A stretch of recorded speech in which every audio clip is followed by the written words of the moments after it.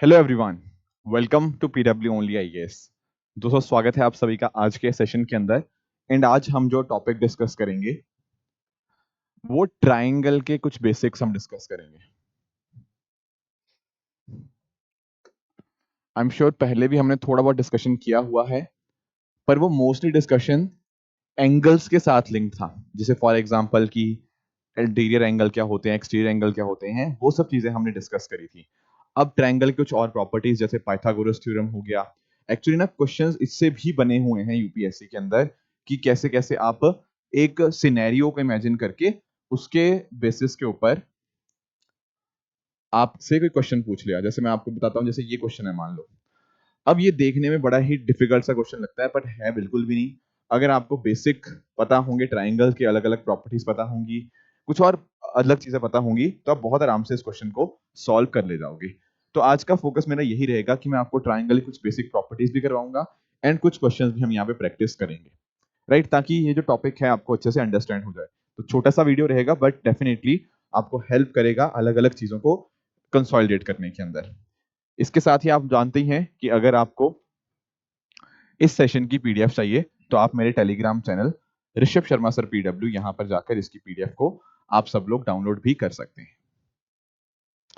ठीक है sir, start करते हैं। पहले कुछ बेसिक कंसेप्ट मैं आपको यहाँ पे बताने की कोशिश करता हूँ। देखो यार, ट्राइंगल तो हम सब लोग समझते ही हैं, ठीक है। ट्राइंगल तो हम सब लोग समझते ही हैं कि एक ट्राइंगल में आपको तीन साइड्स देखने को मिल जाएंगी। बिल्कुल ठीक बात है। जैसे फॉर एग्जांपल ए, बी और सी, राइट। अब आप लोग ये भी जानते हैं कि ट्राइंगल में ना कोई भी दो साइड्स उठाओ, उनका सम तीसरी साइड से हमेशा ही ज्यादा होगा।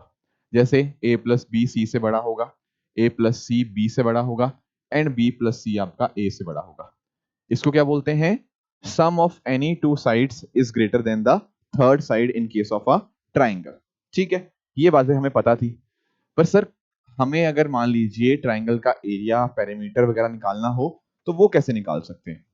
देखो यहाँ पे आप अंडरस्टैंड करने की कोशिश करना। जैसे मान लीजिए ये आपका ट्राइंगल हो गया। अभी मैं बिल्कुल नॉर्मल ट्राइंगल ले रहा हूं, यहाँ पे कोई और चीज नहीं है, बिल्कुल सिंपल। मान लो ये तीन साइड्स हैं इसकी एबीसी। अगर कोई भी साइड्स इक्वल ना होती, इसको हम बोलते हैं scalene triangle. No sides are equal. ठीक है। अब अगर आपको पेरीमीटर निकालना हो, पेरीमीटर निकालना यहां पर बहुत ही आसान है। पेरीमीटर कुछ भी नहीं होता, आपकी जो साइड्स गिवन है ना, उनका ही आपको सम लेना होता है। जैसे यहाँ पर साइड्स क्या है, ए बी और सी। तो इस केस में पेरीमीटर क्या आ जाएगा? ए प्लस बी प्लस सी। आपकी साइड्स का सम is nothing but the perimeter. उसी तरह से कोई आपसे पूछे कि सर हमने एक टर्म सुना था सेमी पेरीमीटर भी, अब ये क्या होता है? दोस्तों, जिस तरह आपके पास पेरीमीटर होता है तीनों साइड्स का सम, सेमी पेरीमीटर उसका आधा हो जाएगा। यानी कि it is nothing but it is half of A plus B plus C. ये हमारा हो जाता है सेमी पेरीमीटर। ठीक है। तो कई बार हम इसको एस के नाम से भी डोनेट कर देते हैं। सेमी पेरीमीटर को हम एस के नाम से भी जान सकते हैं। ठीक है। सेमी पेरीमीटर क्या हुआ? आधा हुआ आपके पेरीमीटर का। चलिए ठीक है सर, यहां तक भी बात क्लियर हुई। अब एक ना एरिया ऑफ ट्राइंगल का यहां से फॉर्मूला आता है। बहुत सारे एरिया के ट्राइंगल के फॉर्मूले हैं, पर अगर आप साइड्स के थ्रू अगर आप एरिया निकालना चाहते हैं, उसका फॉर्मूला होता है under root of S into S minus A into S minus B into S minus C. इसको ना आप लोग हीरोन्स फॉर्मूला भी बोलते हो, हीरोन्स फॉर्मूला। ठीक है। तो अगर आपको एरिया निकालना हो एक ट्राइंगल का जहां पर उसकी साइड्स की लेंथ मेंशन्ड है, तो उस केस में आप इस फॉर्मूला के माध्यम से उसको निकाला जा सकता है। यहां पर देखो किसी चीज की जरूरत नहीं है कि एंगल इतना होना चाहिए उतना होना चाहिए, no. You know the sides की डिमेंशन, ठीक है। तो आप डेफिनेटली हीरोन्स फॉर्मूला लगा के आप बहुत आराम से उस पर्टिकुलर ट्राइंगल का एरिया निकाल सकते हो। ये बहुत ही एक सिंपल सिनेरियो है जहां पर एरिया हम पेरीमीटर या सेमी पेरीमीटर के माध्यम से निकाल सकते हैं। पर अगर मैं बात करूं, लेट अस से आपका ट्राइंगल का एक एंगल मुझे 90 डिग्री गिवन है। जैसे ये मान लो एंगल हो गया 90 डिग्री। अब आप लोग जानते होंगे total sum of angles of a triangle is 180। एक 90 हो गया तो बाकी दोनों का सम भी 90 होगा। ठीक है। अब लेट अस से इस केस में ना, मान लो इस केस को मैंने बोल दिया ए, इस साइड को मैंने बोल दिया ए, इस साइड को बोल दिया मैंने बी, इस साइड को बोल दिया सी। ठीक है, अब यहां पर आ चुका है सर 90 डिग्री का एक एंगल। एंड जब आपके पास 90 डिग्री का एक एंगल आ जाए तो वहां पर आप बहुत आराम से पाइथागोरस थ्योरम आप यहाँ पे आपका लगा सकते हो। हम सब ने अपनी पाइथागोरस थ्योरम पढ़ी हुई है, जस्ट एक बार क्विकली रिवाइज ही करवा रहा हूं क्योंकि इसके ऊपर ना क्वेश्चन आ रखे हैं। तो थोड़ा सा बस आपको ध्यान रखना है कि जैसे ये वाली जो चीज है जो 90 डिग्री के अपोजिट एंगल होता है, इसको हम हाइपोटेनस बोलते हैं, राइट। ये आपका बेस हो जाएगा और ये आपका परपेंडिकुलर हो जाएगा, राइट। ये आपका परपेंडिकुलर हो जाएगा।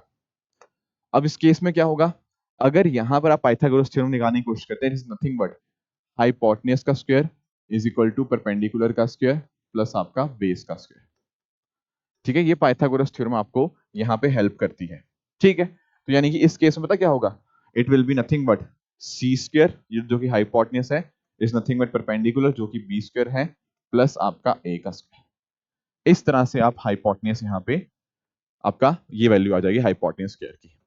अब जब हम बात करते हैं ना ट्राइंगल की, देखो अगर आपसे कोई पूछे कि सर इसका पेरीमीटर क्या होगा, तो पेरीमीटर इसका भी सेम ही आएगा।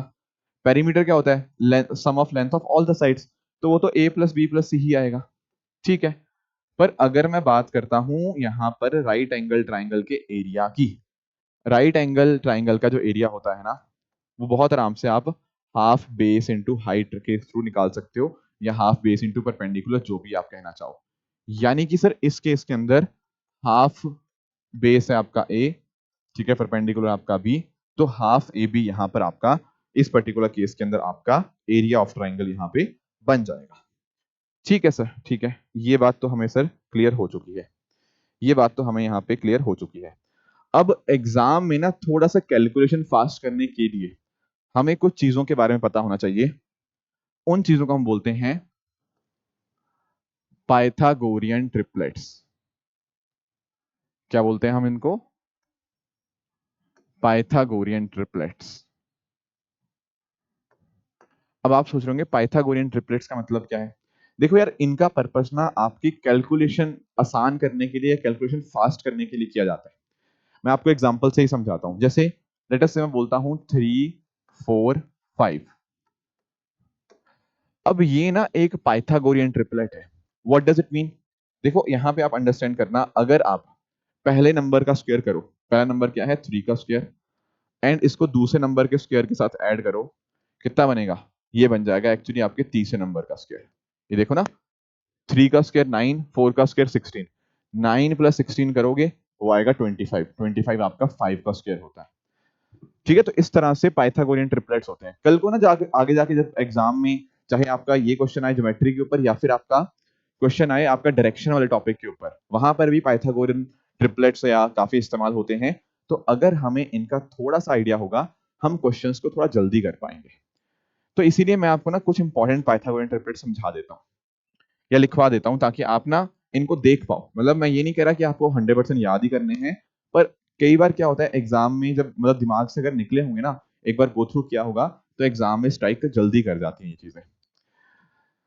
जैसे फॉर एग्जांपल एक 6 8 10 भी आपका एक पाइथागोरियन ट्रिपलेट है, आप इसको चेक कर लो। 6 का स्क्वायर 36, 8 का स्क्वायर 64, 36 प्लस 64 100, वो 10 का स्क्वायर होता है। तो ये भी आपका एक पाइथागोरियन ट्रिपलेट हुआ। इवन आपका ना 9 12 और 15, ये भी आपका एक पाइथागोरियन ट्रिपलेट हुआ। जैसे 9 का स्क्वायर 81, 12 का स्क्वायर 144, 144 प्लस 81 ये आपका 225 आया, जो कि 15 का स्क्वायर होता है। एक बात आप लोग अंडरस्टैंड करना, यहाँ पर 3 4 5 आपका ट्रिपलेट था ना, तो इसका कोई भी मल्टीपल कर दो। जैसे मल्टीप्लाई बाय 2 करोगे तो सबको 2 से मल्टीप्लाई करा, तो 3 का डबल 6, 4 का डबल 8, 5 का डबल 10, वो भी पाइथागोरियन ट्रिपलेट हुआ। इसको मैं अगर 3 से मल्टीप्लाई कर दूं तो 9 12 15, ये भी पाइथागोरियन ट्रिपलेट हुए। अगर आप इसको 4 से मल्टीप्लाई कर दोगे सबको, कितना बनेगा, 3 4 जा 12, 4 4 जा 16, 5 4 जा 20, भाई ये भी पाइथागोरियन ट्रिपलेट बनेगा। तो अगर आपको एक पाइथागोरियन ट्रिपलेट पता है ना, उसका कोई भी मल्टीपल आप निकालने की कोशिश करो, वो भी अपने आप में पाइथागोरियन ट्रिपलेट ही होंगे। जैसे 12 का स्क्वायर होता है 144, 16 का स्क्वायर होता है 256, 256 प्लस 144 करोगे वो 400 आएगा, और 400 और कुछ नहीं, वो आपके 20 का स्क्वायर ही होता है।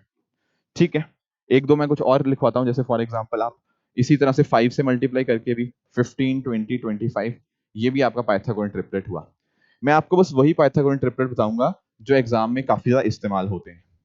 ठीक है, तो ये तो हो गए, इसके अलावा भी होते हैं, जैसे फॉर एग्जांपल 5, 12, 13।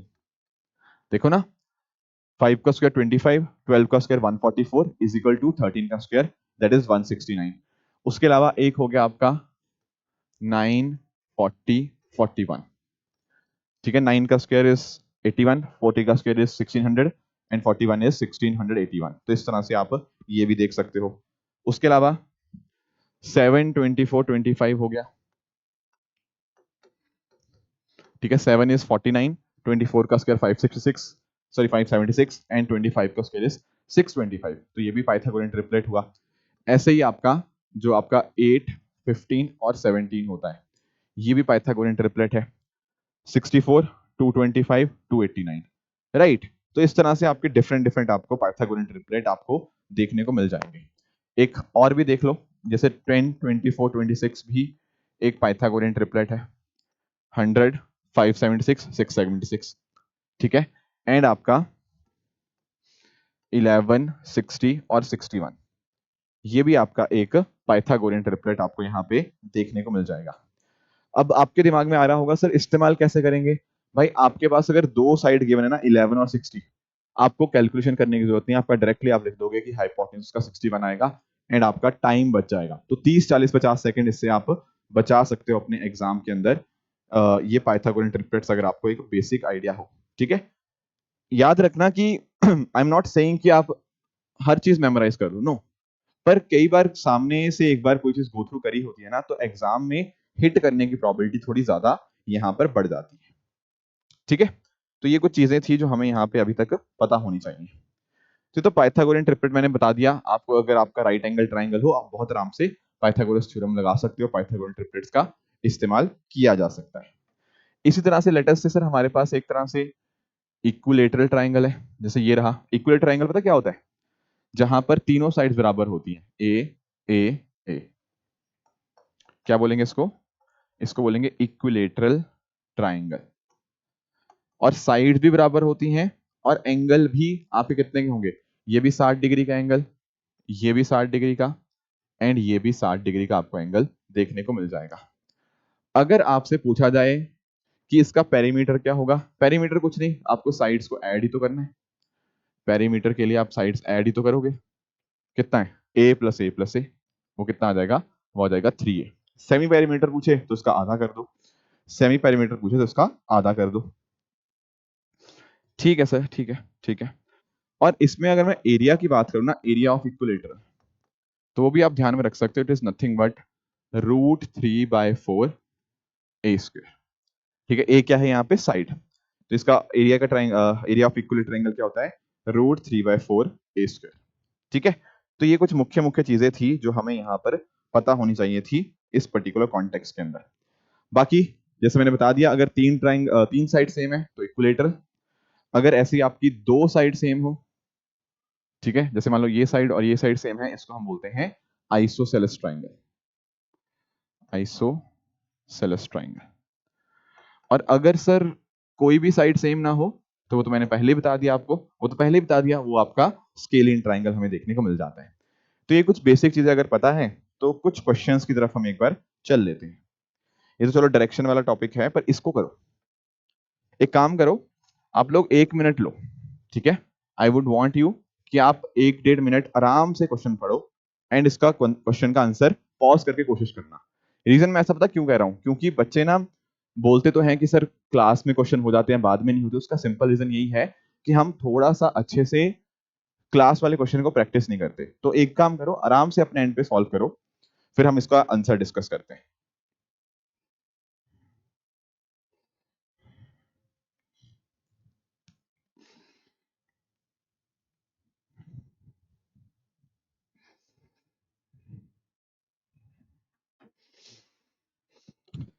ठीक है, स्टार्ट करते हैं। क्या लिखा हुआ है यहाँ पे? यहाँ कह रहा है A B is a vertical trunk of a huge tree with A being the point where the base of the trunk touches the ground. कोई बात नहीं, घबराने की कोई बात नहीं है, मुझे पता है कई लोगों को नहीं समझ आया, एक बार पढ़ लो पूरा फिर मैं करवाता हूँ। Due to a cyclone the trunk has broken at C which is at a height of 12 meter. Broken part is partially attached to the vertical portion of the trunk at C. If the end of broken part B touches the ground at D, which is at a distance of A, what is the original height? देखो कई बार पता क्या होता है, जैसे पेड़ खड़ा है, मान लो ये पूरा का पूरा पेड़ था, ठीक है। अब कई बार जैसे साइक्लोन आ गया यहाँ पे, तो कई बार ना पेड़ बीच में से टूट जाता है, यहाँ से पूरा नहीं टूटा पर हाँ थोड़ा सा वो टेढ़ा हो गया, तो टेढ़ा होके ऐसा हो गया। तो समझना इस बात को, जैसे मान लो ये पेड़ था, अब साइक्लोन आया तो ये बीच में से टूट गया, अब ये जो ऊपर वाला हिस्सा ये कहाँ जाएगा, ये ऐसे हो जाएगा ना। तो ये वही बात कह रहा है कि ए बी क्या था, ए बी एक वर्टिकल ट्रंक था, ए बी इस तरह से वर्टिकल ट्रंक है, ठीक है। और ए क्या है, ए पॉइंट है जहां बेस टच कर रहा है, तो यानी कि ए नीचे है, ए ये वाला पॉइंट है, और बी आपका ऊपर वाला पॉइंट था, ठीक है। इस तरह से आपका एक पेड़ था जो ए पॉइंट के ऊपर टच कर रहा था ग्राउंड को। फिर साइक्लोन आता है, तो साइक्लोन के बाद ना ये जो पूरा ट्रंक था ये टूट जाता है। कहां पे टूटता है, सी के ऊपर, सी कहीं बीच में होगा ना, मान लेते हैं यहाँ पे सी है। वो कह रहा है यहां पर पेड़ टूट गया, पहले पूरा पेड़ था पर साइक्लोन आने की वजह से पेड़ टूट गया। अब मुझे बताओ क्या कह रहा है, which is at a height of 12 metre. तो ये जो एसी की हाइट है ना, ये उसने हमें बता रखी है, ये 12 मीटर है, ठीक है। और जो ब्रोकन पार्ट है ना, it is partially attached to the ground at point of the सी।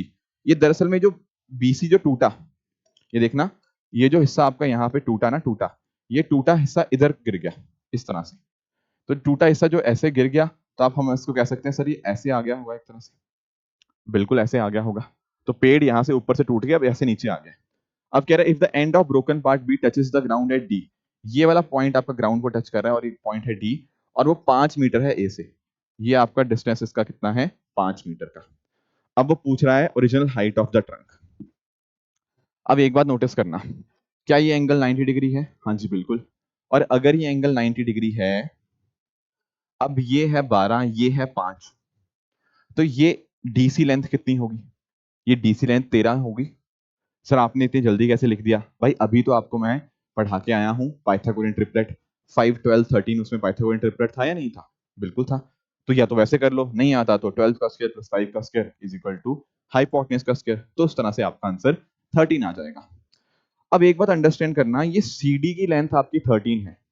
मुझे एक बात बताओ, ये सीडी है क्या, सर ये सीडी सीबी ही तो था, ये जो हिस्सा टूटा यहां से ऊपर से, यही तो नीचे गिरा।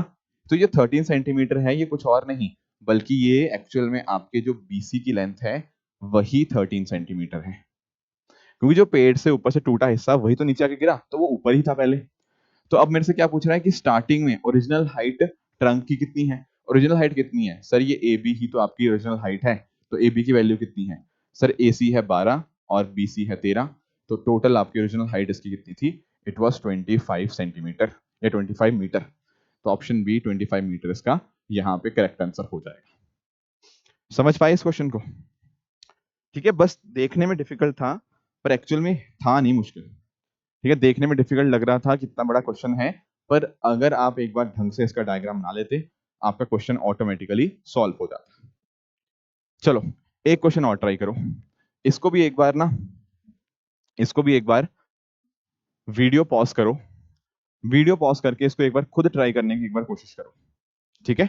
एक बार डायग्राम बन जाएगा, once you made the diagram you will realise किया उतना मुश्किल ये क्वेश्चन है नहीं, ठीक है। ट्राई करो एक बार।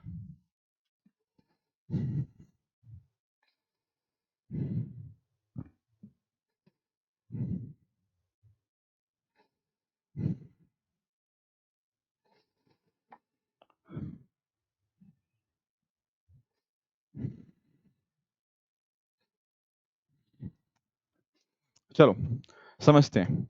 यहां पर कह रहा है कि भाई एक लेडर है, एक सीढ़ी होती है 65 मीटर की, वो वॉल के अगेंस्ट रेस्ट कर रही है। अगर वो स्लिप करती है 8 मीटर नीचे, तो उसका बॉटम मूव कर जाता है x मीटर से। अगर वो इनिशियली 25 मीटर वे थी तो x की क्या वैल्यू, कोई बात नहीं, लिखो, इसको बनाने की कोशिश करो। वो कह रहा है जैसे मान लो, जैसे एग्जांपल समझाता हूँ, लेट अस से ये आपके सामने, ये आपको दीवार देखने को मिल रही है, ठीक है। अब सीढ़ी कह रहा है इसके साथ ना रेस्ट कर रही है। सीढ़ी को पता है कैसे रखा जाता है, सर सीढ़ी ऐसे टेढ़ी करके रखी जाती है दीवार के साथ, सीढ़ी आपकी ऐसे दीवार के साथ टेढ़ी करके रखी जाती है, ठीक है। अब ये सीढ़ी यहाँ पे आपकी पड़ी है इस तरह से, दीवार के साथ आपने टंगा के रखी हुई है साइड के। तो कह रहा है लैडर की लेंथ कितनी है, ये लैडर की लेंथ है 65 मीटर। बहुत बढ़िया। और इफ इट स्लिप्स तो बाद में आता है, पर वो कह रहा है कि वो ना 25 मीटर दूर है वॉल से।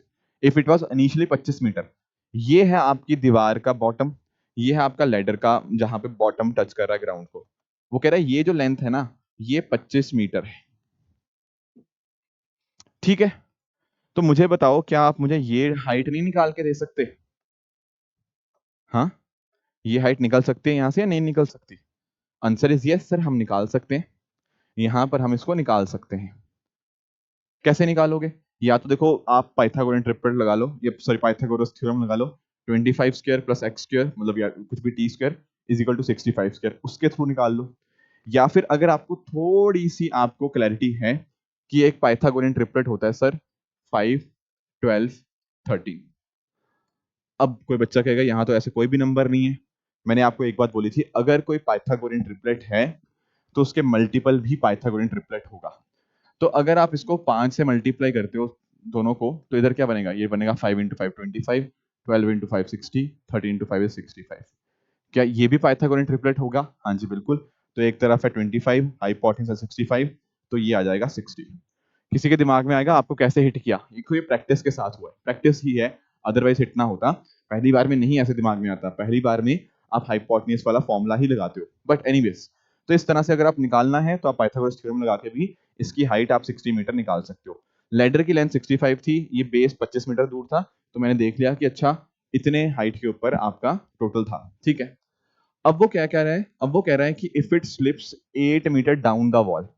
पहले लैडर 60 मीटर की हाइट पे थी, अब 8 मीटर नीचे हो गई है।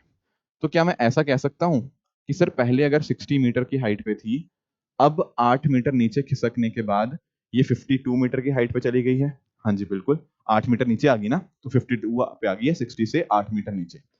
पर क्या लैडर की लेंथ चेंज हुई? नहीं सर, लैडर की लेंथ तो आपकी 65 ही है। अरे लैडर तो उतनी ही रहेगी ना, लैडर तो उतनी ही रहेगी, बिल्कुल ठीक बात है। अब ये भी एक नया ट्राइंगल बन गया। अब वो क्या कह रहा है कि यार, अब अगर ये ट्राइंगल है, ये 52 है, 65 है, क्या आप ये नहीं निकाल सकते आप इसका बेस? बिल्कुल निकाल सकते हो। देखो, या तो आप फॉर्मूला लगा लो, या फिर आपको पाइथागोरियन ट्रिपलेट पता है। सर कौन सा वाला? अरे 3, 4, 5 पता है आपको? हाँ जी। अगर और ये पाइथागोरियन ट्रिपलेट है, इसका मल्टीपल भी आपका पाइथागोरियन ट्रिपलेट होगा। तो अगर आप इसको 13 से एक बार मल्टीप्लाई करो, ये आएगा कितना, 39, 52, 65। तो दरअसल में ना ये 52 या 65, तो ये कितना हो जाएगा 39। फिर से बता रहा हूं, ऐसे नहीं दिखता किसी को। It is only after a lot of practice that you will find कि हाँ यार पाइथागोरियन ट्रिपलेट यहाँ पे इस तरह से मैंने इस्तेमाल कर लिया। तो बस, पहले 25 मीटर दूर था, अब 39 मीटर दूर हो चुका है। तो क्या 39 आंसर आएगा? नहीं। ये देखो ना, उसने बोला है it has moved further away by x metre, x metre और आगे चला गया। पहले 25 मीटर पे था, अब 39 पे चला गया। एक्स्ट्रा कितना चला गया आगे? सर एक्स्ट्रा 14 मीटर आगे चला गया है। और एक्स्ट्रा 14 मीटर ही पूछा गया था एक्स की वैल्यू, तो एक्स की वैल्यू यहाँ पे आपका ऑप्शन सी 14 इसका यहाँ पे सही आंसर हो जाएगा। समझ गए इस बात को? समझ गए? हाँ, थोड़ा कैलकुलेशन में टाइम लग सकता है कि अगर आपको पाइथागोरन ट्रिपलेट उतना अच्छे से इस्तेमाल करना नहीं आ रहा, अदरवाइज ये क्वेश्चन आसान ही है। एक और क्वेश्चन देखते हैं, जैसे यहाँ पर ये क्वेश्चन है। अब इसको देखो क्या कहा गया है यहाँ पे। यहाँ पर कह रहा है a ladder 5 metre long is placed in a room so as to reach a point 4.8 meter high, and on turning the ladder over to the opposite side of wall without moving the base, it reaches a point 1.4 meter high. What is the breadth of the room? Don't worry, try करो एक बार try करो एक बार इसको कि कैसे करोगे, फिर मैं कराता हूं आपको।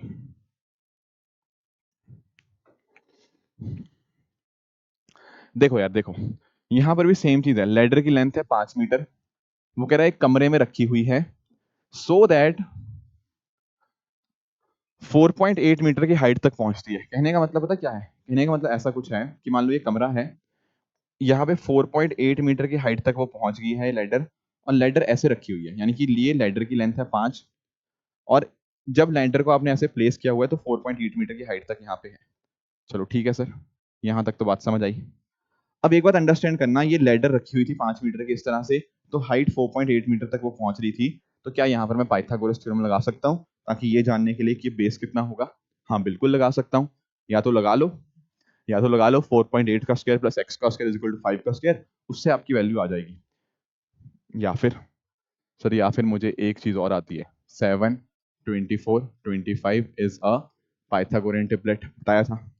इसी को अगर आप 0.2 से मल्टीप्लाई करो, 0.2 से मल्टीप्लाई करो तो ये कितना आएगा? 7 इंटू 0.2 ये बनेगा 1.4, 24 इंटू 0.2 ये बनेगा 4.8, 25 इंटू 2 ये बन जाएगा 5। दरअसल में ये 5 है, ये 4.8 है, ये आपका कितना आ जाएगा? 1.4। नहीं आता कोई बात नहीं, आप पाइथागोरस थ्योरम लगा के इसको 1.4 मीटर आराम से निकाल लो। पर अभी क्वेश्चन खत्म नहीं हुआ, अब नोटिस करना। अब आगे क्या कह रहे हैं, ये तो निकल गया। And on turning the ladder over to the opposite side of the wall without moving the base it reaches a height of 1.4 metre. देखो इस बात को अंडरस्टैंड करना, आपने ऐसे सीढ़ी रखी हुई थी, ये सीढ़ी का बेस था। ये कह रहा है आपने सीढ़ी का बेस नहीं हटाया, आपने लैडर यहां से टर्न कर दी दूसरी साइड पे। मतलब एक कमरे जैसे ना, ये साइड है मेरे सामने कमरे की, पहले कमरे के इधर रखी हुई थी इधर आपकी सीढ़ी, अब इधर टर्न करके ऐसे रख दी, बेस चेंज नहीं किया, बेस वहीं का वही रहा। मैं यहाँ पे खड़ा हूं ना, मैं पहले यहाँ से ऐसे सीढ़ी चढ़ी रही थी, अब मैंने बिल्कुल चेंज नहीं किया, अब मैंने बस ऐसे चेंज करके वहां इस दीवार पे सीढ़ी रख दी, तो बेस अभी भी वही है, बेस अभी भी वही है। बस पॉइंट ये हुआ कि इसी बेस को लेकर मैंने दूसरे दीवार के ऊपर, कमरे की दूसरी दीवार की तरफ, यहाँ पे कमरे की दूसरी दीवार की तरफ इस सीढ़ी को लटका दिया इस तरह से, कमरे की दूसरी साइड की तरफ मैंने यहाँ पे इस तरह से सीढ़ी को कर दिया। और वो कह रहा है कि तब जाके वो हाइट कितनी पहुंचती है? 1.4 मीटर। यानी कि अब जब यहां तक मैंने किया ना, तो जब यहाँ पे सीढ़ी टच हुई तो इसकी हाइट कितनी थी? 1.4 मीटर, ये वाली। अब मुझे बताओ सीढ़ी की लेंथ चेंज हुई क्या? नहीं। अगर सीढ़ी ये 5 थी तो ये भी 5 है, तो क्या मैं यहाँ पर इसका ये बेस नहीं निकाल पाऊंगा? अब क्या इतना वैल्यू निकाल सकता हूँ? हाँ बिल्कुल निकाल सकता नहीं हूँ, निकाल चुका हूँ। ये देखो ना, यही तो पाइथागोरियन ट्रिपलेट है। 1.4, 4.8, 5, ये 1.4, ये 5, तो ये कितना आएगा? यही 4.8 आ जाएगा। ठीक है, तो पाइथागोरियन ट्रिपलेट फिर से वही जो ऑलरेडी हमने इस्तेमाल किया हुआ है। अब वो कह रहा है what is the breadth of the room, room की ब्रेथ कितनी है? Sir this is the entire breadth of the room. ये कितनी है? 1.4 प्लस 4.8 कितना बन जाएगा? ये बन जाएगा आपका option number B, 6.2 metre will be the right answer. ठीक है, ओके। तो इस तरह से आप इन क्वेश्चंस को सॉल्व कर सकते हो। ध्यान रखना, पाइथागोरियन ट्रिपलेट तभी एग्जाम में हिट होंगे अगर ठीक ठाक प्रैक्टिस होगी। एक बात और बोल दूं, क्या पाइथागोरियन ट्रिपलेट याद करना जरूरी है? नहीं, जरूरी नहीं है, पर थोड़ा सा कैलकुलेशन फास्ट करने के लिए आपको वो मदद कर देते हैं, जैसा मैंने यहाँ पे नोटिस किया। ठीक है, और कई बच्चे सोच रहे होंगे सर मैंने याद भी कर लिया पर मुझे अप्लाई करना नहीं आ रहा। उसका देखो सिंपल सी चीज है, वो प्रैक्टिस के साथ ही आएंगे। जब आप ढेरों क्वेश्चंस प्रैक्टिस करते रहोगे तो फिर ये चीजें हिट होने लग जाती है। अच्छा यार, हमारे पास ऐसा एक पाइथागोरियन ट्रिपलेट है जो इसके साथ मैच कर रहा है, तो फटाफट वो चीजें यहाँ पे निकलने लग जाती हैं। राइट, तो ये क्वेश्चन तो हमने करे। एक सिंपल सा क्वेश्चन है, ये आपको होमवर्क के लिए दे रहा हूँ, बहुत आसान है। एक्चुअली इसमें पता बताने के लिए मेरी कोशिश क्या थी कि जैसे ना डायरेक्शन वाला टॉपिक है, वहां पर भी ज्योमेट्री के कॉन्सेप्ट्स अप्लाई होते हैं, जैसे पाइथागोरस वगैरह भी मैंने पहले भी डिस्कस कर रखा है। बट एनीवेज, डायरेक्शन करने के लिए भी अगर आपको पाइथागोरन ट्रिपलेट्स पता होंगे ना, तो थोड़ा सा कैलकुलेशन उसमें भी आपका फास्ट अप हो जाएगा। तो उतना टाइम नहीं लगेगा शायद जितना अगर आपको मान लो लेट्स से कैलकुलेशन में लग रहा हो। इससे थोड़ा सा 30, 40, 50 सेकंड आप कुछ हद तक कम कर सकते हो अपने टाइम के। राइट फ्रेंड्स, तो ये सब चीजें थी। एक बार मैं आपको एक काम करूंगा, what I will do, session के बाद में मैं इसकी जो पीडीएफ होगी ना, वो आपको टेलीग्राम पे प्रोवाइड कर दूंगा। तो प्लीज एक बार गो थ्रू कर लेना इन क्वेश्चंस को, एक बार पीडीएफ से खुद डाउनलोड करके पीडीएफ से एक बार खुद ट्राई जरूर कर लेना, ताकि ना वो आप एक बार स्टेटमेंट समझने की कोशिश करो। कई बार ना क्लास जब करते हैं तो स्टेटमेंट समझ आ जाती है कि हाँ यार सर ने ऐसे बताया कि लेटर ऐसे रखी हुई थी, फिर ऐसे ऐसे चेंज कर दी। पर शायद एक दिन बाद आप दोबारा आपका ऐसे सामने क्वेश्चन इनकाउंटर करोगे तो शायद भूल जाओगे।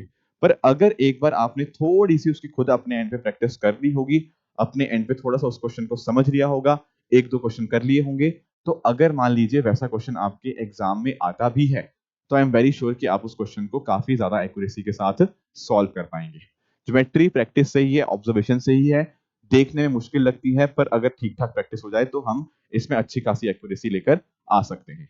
तो दोस्तों यही था हमारा आज का सेशन। आई होप आप सबको आज का सेशन बहुत अच्छे से समझ आया होगा। इसी तरह से आप सब लोग अपने एंड पे हार्ड वर्क करते रहिए। Thank you so much for joining. All the very best. Thank you so much.